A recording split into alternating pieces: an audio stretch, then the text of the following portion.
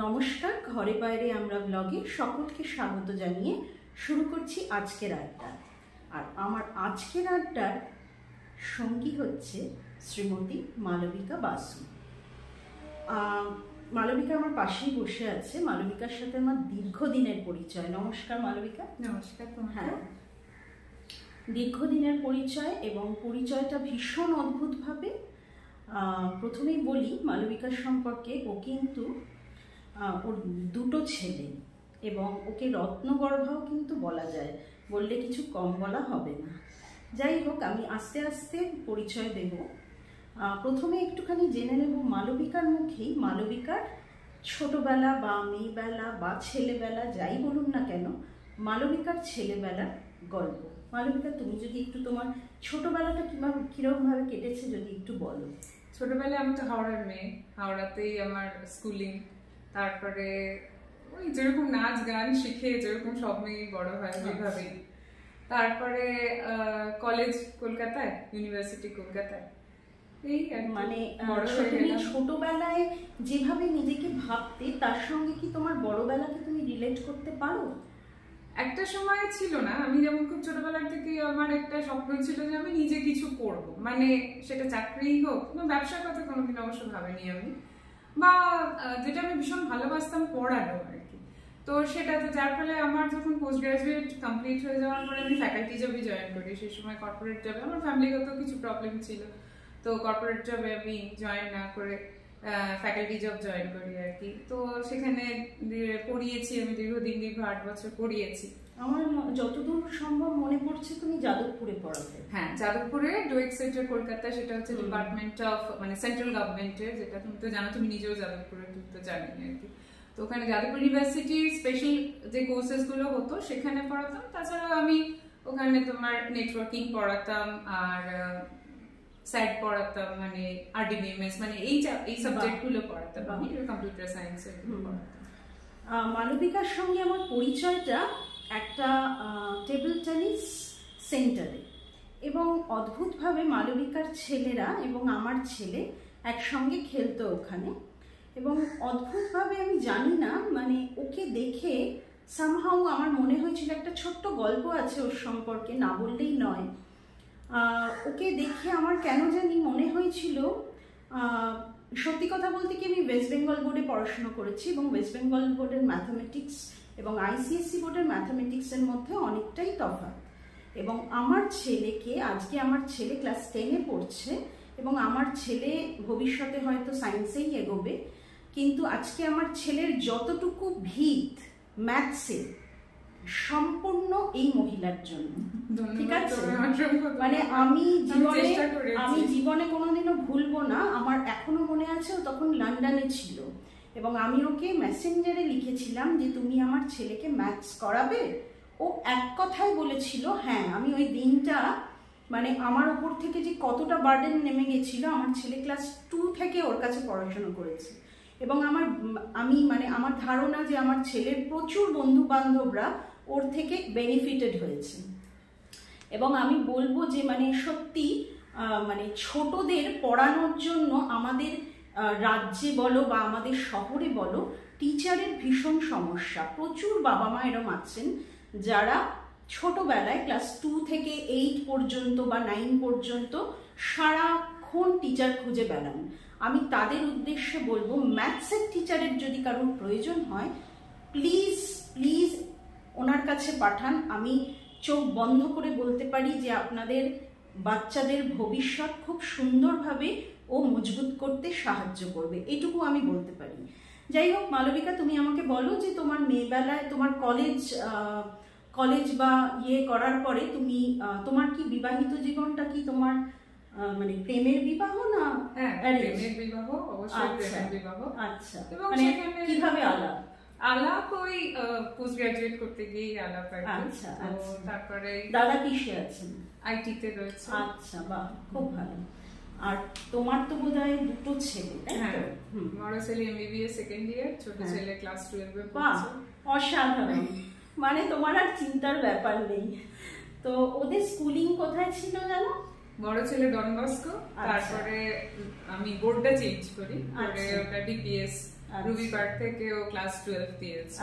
আর ছোট ছেলে সাউথ পয়েন্টে থ্রু আউট, এখন সাউথ পয়েন্টে ক্লাস 12। আচ্ছা আচ্ছা, ওর কি নিয়ে পড়ার ইচ্ছে? ও তো ইঞ্জিনিয়ারিং দেবে, মেন্সের জন্য রেডি হচ্ছে আর কি, WBJEE JEE মেন্সের জন্য প্রিপেয়ার হচ্ছে। তো এখন যে তুমি ফুল ফ্লেজেড পড়াচ্ছ তাই তো? মানে একদম, মানে কোনো মানে আলাদা করে নিজের জন্য কোনো সময় বার করতে পারো? ওটাই আমার ভালো লাগে। আচ্ছা, বাহ, ওটাই আমার নিজের জন্য সময়, সারাক্ষণ পড়িয়ে যেতে বললে ওটাই আমার ভালো লাগে আর কি। কিন্তু এখন আর ছেলেদের পড়ানোর কোনো স্কোপ নেই, কারণ ওরা অলরেডি একটা পর্যায়ে চলে গেছে, ওরা নিজেদেরটা নিজেরা করে নিতে পারছে। তো সেই পর্যন্ত আমি ওদের পৌঁছে দিতে পেরেছি। তারপরে এখন তো পুরোটাই আমার ছাত্রছাত্রীদের নিয়ে কাটে এবং সেটা আমি ভীষণ এনজয় করি।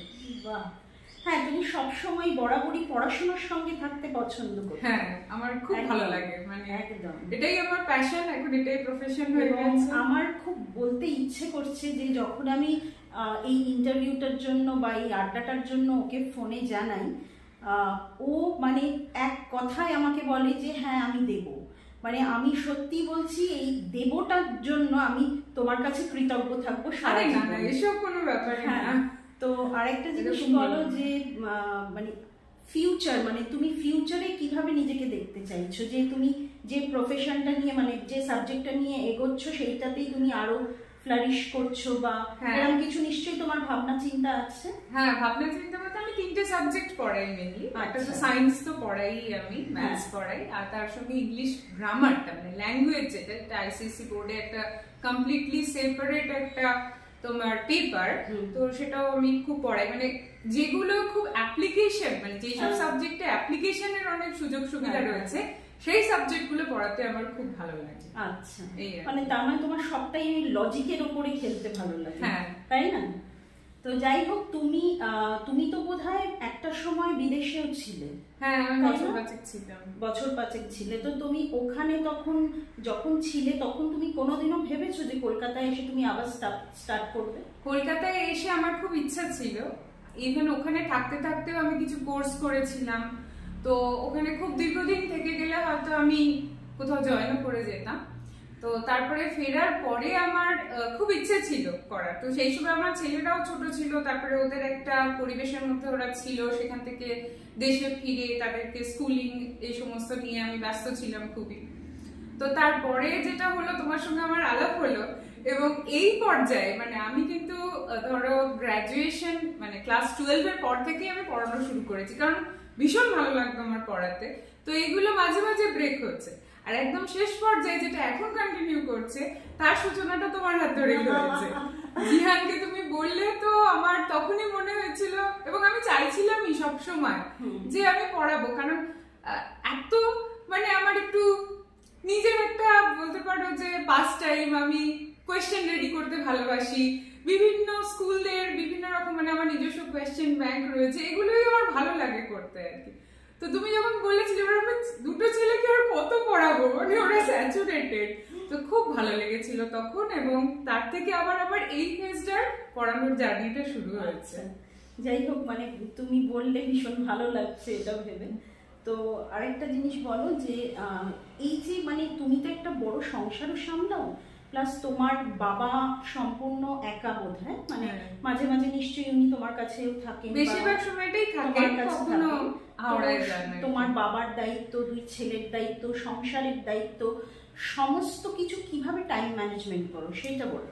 টাইম ম্যানেজমেন্ট বলতে সকাল থেকে মানে আমি খুব আর্লি রাইজার, তো এখনো পর্যন্ত আমার বড় ছেলে ও হচ্ছে ডে স্কলার, তো ওকে সকালবেলা উঠে ওর মানে ব্রেকফাস্ট, লাঞ্চ সমস্ত কিছু প্যাক করে দিয়ে, তারপরে আমার যে হাউস হেল্প আছে ভীষণই ভালো, তো যাই হোক ও অনেকটা সামলে দেয়। তারপরে বাকি যা কাজ থাকে সাংসারিক কাজকর্ম করে, এবং তার মধ্যে মধ্যেই আমি স্টুডেন্টদের খাতাপত্র চেক করা, কোয়েশ্চেন পেপার বানানো, এই সমস্ত, বা কারোর যদি কোনো কোয়েরি থাকে, অনেক সময় বাচ্চারা আমাকে বা পেরেন্টসরাও আমাকে হোয়াটসঅ্যাপে জানিয়ে রাখে, তো সেগুলো টুকটাক আনসার দেওয়া, এই করতে করতে আমার মোটামুটি 1টা-1.5টা বেজে যায়। তারপরে সময়টুকু হয়তো ওই লাঞ্চ, আর তারপরে সন্ধ্যে 4টে থেকে রাত্রি 10টা পর্যন্ত আবার পড়ানো, এই আর কি। বাহ, যাই হোক, মানে খুব ভালো লাগছে, অনেকদিন পর ইনফ্যাক্ট তোমার সাথে গল্প হচ্ছে, অনেকদিন পর গল্প হচ্ছে। আর যদি কেউ মনে করেন যে মালবিকার কাছে আপনাদের সন্তানদের বা ছেলে মেয়েকে পড়াতে চান, ডেফিনেটলি আমাকে কমেন্ট করবেন, আমি কিন্তু ওর নাম্বার আপনাদেরকে শেয়ার করে দেব। যাই হোক মালবিকা, সামনে লোকসভা ভোট, কাকে ভোট দিচ্ছ?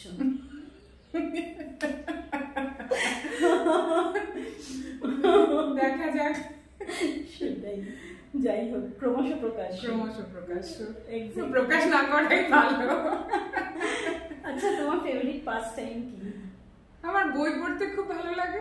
আচ্ছা। আর হচ্ছে পাস টাইমই বলো আর যাই বলো, আমার শুধু পড়াতেই ভালো লাগে। সারা দিন যদি পড়াতে বলো আমি পড়িয়ে যাবো। সেই আর কি। কুকিং ডিপার্টমেন্ট কি তোমার? করতাম, রান্না এক সময় করতাম, এখন আর ওই ডেইলি যে প্রতিদিনের রান্নার কাজটা সেটা আর অতটা ভালো লাগে না, তারপর সময়ও পাই না।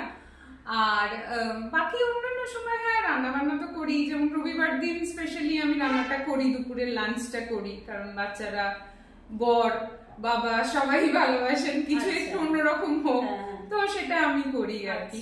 তাছাড়া আমি কেক বানাতে ভীষণ ভালোবাসি, সারা শীতকাল তো কেক বানাতেই থাকি, সপ্তাহে 2-3টে করে। এটা একটা দারুণ হ্যাবিট। তো এইগুলোই করি আর কি, চলছে। বাহ। বন্ধু বান্ধব? বন্ধু তো বন্ধু অন্তপ্রাণ, কিন্তু সকলেই খুব ব্যস্ত, তার মধ্যেও আমরা সময় করে একসঙ্গে মিট করা, শুধুমাত্র পুজো বা আর অন্য কিছু ব্যাপারে, মানে ধরো স্পেশাল অকেশন ছাড়াও আমরা চেষ্টা করি সম্পর্ক রাখতে। এবং আমার একদম খুব ছোটবেলার বন্ধু যারা, মানে যখন আমার 5 বছর বয়স তখন থেকে যারা স্কুলের বন্ধু, তাদের সঙ্গে এখনো আমার ভীষণ রকম ভাবে যোগাযোগ, এবং তারা সত্যি সেই রাজদ্বারের শ্মশানের মানে সেই রকম ভাবেই তারা আমার পাশে থেকেছে। আর আরেকটা হচ্ছে যে আমরা বেড়াতেও যাই, খুব রিসেন্টলি বছর 2 আগেই একসঙ্গে গোয়া করে এলাম। Ladies group? হ্যাঁ, শুধু আমার বন্ধুরা, মানে স্কুলের বন্ধুরা। আচ্ছা, বাহ দারুণ। তো আর এই সামনে এবার বাচ্চাগুলো সবই একই সমবয়সী হয়ে যাচ্ছে বলে, কারোর ধরো এই বছর বোর্ড, আমার ছেলের যেমন ছোট ছেলের সামনে বছর বোর্ড, তো সেই জন্য আমরা এই বছর আর 2-1 বছর হয়ে গেলে মোটামুটি সব বাচ্চাগুলোর বোর্ড ওভার হয়ে যাবে, তখন আমরা প্রত্যেক বছরই বেড়াতে যাবো আর কি, এরকম প্ল্যান আছে। খুব স্বাভাবিক। মানে যাই হোক, তোমার আগামী দিনগুলো আরো সুন্দর হোক, আরো উজ্জ্বল হোক, আমি সবসময় এটাই কামনা করব। আমাকে বলে যাও যে এই ঘরে বাইরে আমরা প্ল্যাটফর্মে এসে তোমার কেমন লাগে? আমার তো ভীষণ ভালো লেগেছে, খুবই আনন্দ হয়েছে আমার, এবং সত্যি তো এই পর্যায়ে আমার যে পড়ানোর যে জার্নিটা সেটা তোমার হাত ধরেই শুরু হয়েছে, সেজন্য তোমাকে অসংখ্য ধন্যবাদ যে তুমি তোমার ছেলেকে ভরসা করে আমার কাছে শুরু করিয়েছিলে, সেজন্য অসংখ্য ধন্যবাদ। তো এখন আমার প্রচুর ছাত্রছাত্রী, মোটামুটি সারা কলকাতার যতগুলো স্কুল রয়েছে, রিনাউন্ড যে সমস্ত স্কুল রয়েছে সব স্কুলেরই স্টুডেন্ট আমার আছে, এবং এখানে যে তোমার সঙ্গে কথা বললাম, তুমি যে আমাকে একটা প্ল্যাটফর্ম দিলে, সেজন্য আমি তোমার কাছে অনেক অনেক তোমাকে আমি ধন্যবাদ জানাই, আমি কৃতজ্ঞ তোমার কাছেও। তুমিও খুব ভালো থেকো। হ্যাঁ, আর আরেকটা বলো যে এই যে ঘরে বাইরে প্ল্যাটফর্মে যে সমস্ত মানে আমাদের ভিউয়াররা বা আমাদের এক্সটেন্ডেড ফ্যামিলি যারা, তারা যে আমাদের কথা শুনছে, তোমার এই এত বছরের সংসার জীবন, তোমার মাতৃত্ব, তোমার মেয়েবেলা থেকে তুমি কিছু অভিজ্ঞতা সঞ্চয় করেছো ডেফিনেটলি, তাদের উদ্দেশ্যে যদি তুমি কিছু বলো, যারা এখনো আনকোড়া, এখনো যারা একটু নড়বড়ে পায়ে সংসার করছে বা একটু ভয় পাচ্ছে, তারা কিভাবে সংসার ব্যালেন্স করবে, তাদের উদ্দেশ্যে যদি একটা বা দুটো কথা বলো। একটা তো ব্যাপার থাকে পেরেন্টিং, বাচ্চাকে পরিপূর্ণভাবে সময় দেওয়া, সেটা আমার যতটা মনে হয় যে মা যেরকম ভাবে করতে পারেন আর কেউ সেভাবে পারেন না। আর আরেকটা ব্যাপার হচ্ছে যে ইচ্ছে করলে সবকিছুই করা যায়, সমস্ত কিছু সামলে। আমি ধরো আমারই হাজব্যান্ড 10 বছর বাইরেই ছিলেন আর কি, তো আমি একাই সব সামলেছি, এর মধ্যেও অনেক ঘাত প্রতিঘাত এসেছে, কিন্তু মনটা যদি শক্ত করে। আর আরেকটা ব্যাপার থাকে, আমরা ভীষণ ভাবি যে লোকে কি বলছে, লোকে কি করছে, লোকে কি করবে বলবে, এটা এই চিন্তাগুলো দূরে সরিয়ে রেখে নিজের টার্গেট ফিক্স করে এগিয়ে গেলে নিশ্চয়ই একটা পর্যায়ে পৌঁছানো যায়। বাহ, গ্রেট। মালবিকার কাছ থেকে আমরা অনেক কিছু জানলাম। আশা করি আমার যারা এক্সটেন্ডেড ফ্যামিলি, তারা নিশ্চয়ই মালবিকার কথা শুনে কিছু না কিছুভাবে ইন্সপায়ার হবে। আমার আর মালবিকার আড্ডা যদি আপনাদের সকলের ভালো লেগে থাকে তাহলে ডেফিনেটলি একটা লাইক করে দেবেন, আর পারলে চ্যানেলটা সাবস্ক্রাইব করবেন, আমাদের ভালো লাগবে। আজকে তাহলে আড্ডাটা এখানেই শেষ করছি। সবাই খুব ভালো থাকবেন। ধন্যবাদ। নমস্কার।